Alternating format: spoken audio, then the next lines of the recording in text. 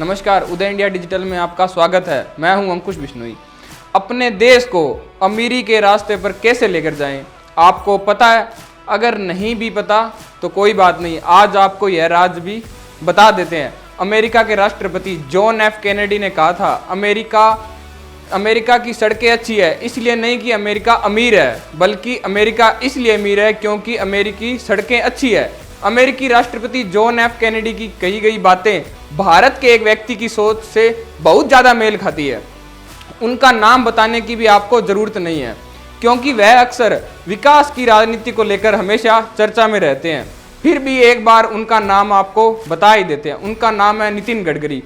आइए आज आपको नितिन गडकरी के जीवन और व्यक्तित्व से परिचित करवाते हैं। नितिन गडकरी का जन्म महाराष्ट्र के नागपुर शहर में एक मध्यवर्गीय कृषि परिवार में हुआ था।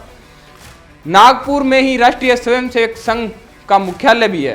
नितिन गडकरी की मां का उन पर बहुत प्रभाव था और उन्होंने उन्हें सामाजिक कार्यों की भावना से प्रेरित किया। समाज के सभी वर्गों के कल्याण के लिए काम करने की निस्वार्थ प्रेरणा भी उन्हें मिली। आरएसएस से जुड़ने और राष्ट्र निर्माण के अपने मिशन के लिए उन्हें अपने प्रारंभिक जीवन में भी प्रेरणा मिली। जून 1975 में इंदिरा गांधी द्वारा आपातकाल लागू करना उनके जीवन का महत्वपूर्ण मोड़ था और उन्होंने कानून का अभ्यास करने के बजाय देश की सेवा के लिए अपना जीवन समर्पित करने का फैसला किया।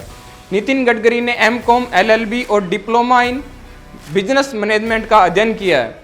नितिन गडकरी ने अखिल भारतीय विद्यार्थी परिषद के छात्र नेता के रूप में राजनीति में प्रवेश किया और बाद में भाजपा की युवा शाखा जनता युवा मोर्चा में भी शामिल हो गए। वह खुद को एक पेशेवर राजनेता नहीं मानते हैं, बल्कि राजनीति को समाज सेवा के रूप में लेते हैं, जिसमें गरीबी के लिए, समाज और दलितों के लिए परियोजनाओं की शुरुआत करना है।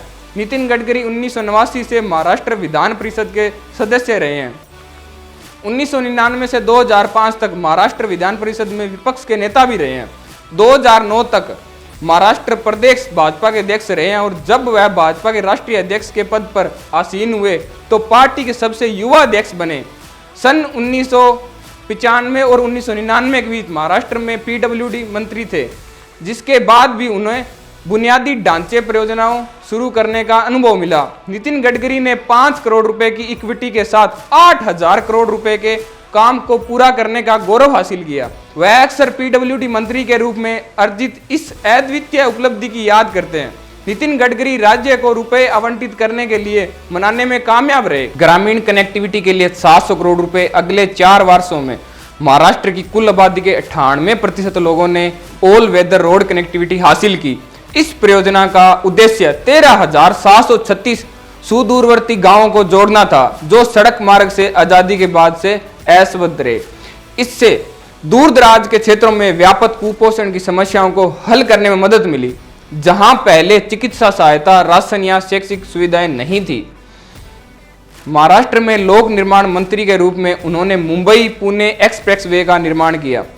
उस अनुभव से उन्हें तत्कालिक प्रधानमंत्री अटल बिहारी वाजपेयी ने राष्ट्रीय राजमार्ग प्राधिकरण शुरू करने के लिए कहा। वाजपेयी सरकार ने उन्हें राष्ट्रीय ग्रामीण सड़क विकास समिति का अध्यक्ष नियुक्त किया। कई बैठकों और अध्ययनों के बाद नितिन गडकरी ने अपनी रिपोर्ट केंद्र सरकार को सौंप दी और प्रधानमंत्री वाजपेयी को उन्होंने इस पर एक प्रस्तुति दी। उनकी रिपोर्ट को स्वीकार कर लिया गया और एक नई ग्रामीण सड़क संपर्क योजना, जिसे अब लोकप्रिय ग्राम सड़क योजना के रूप में जाना जाता है, लॉन्च की गई। नितिन गडकरी के पास एक मजबूत भारत के लिए एक दृष्टिकोण है और वह ईमानदारी से मानते हैं कि 21वीं सदी की राजनीति प्रगति और विकास की राजनीति है। उनका ध्यान हमेशा उपलब्धियों पर रहा है। जिला संरक्षक मंत्री होने पर उन्होंने नागपुर को एक नया विकास दिया। लोक निर्माण मंत्री के रूप में उनके कार्यकाल के दौरान मुंबई में फ्लाईओवर का निर्माण करने वालों ने उन्हें फ्लाईओवर मैन नाम दिया, लेकिन प्राइड ऑफ प्लेस उनकी प्रमुख परियोजना मुंबई पुणे एक्सप्रेस वे को जाता है। नितिन गडकरी ने अपनी पहचान जमीन से जुड़े एक कार्यकर्ता के तौर पर बनाई है। वो एक राजनेता के साथ साथ एक कृषक और एक उद्योगपति भी है। उन्होंने जल प्रबंधक, सौर ऊर्जा परियोजनाओं, कृषि में आधुनिक प्रौद्योगिकी और प्रबंधन उपकरणों के उपयोग को बढ़ावा दिया है।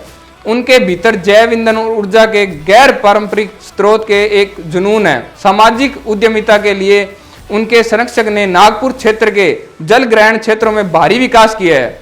अपने ऊर्जावान व्यक्तित्व और सबको साथ लेकर चलने की खूबी की वजह से वो हमेशा अपने वरिष्ठ लोगों के प्रिय रहे हैं।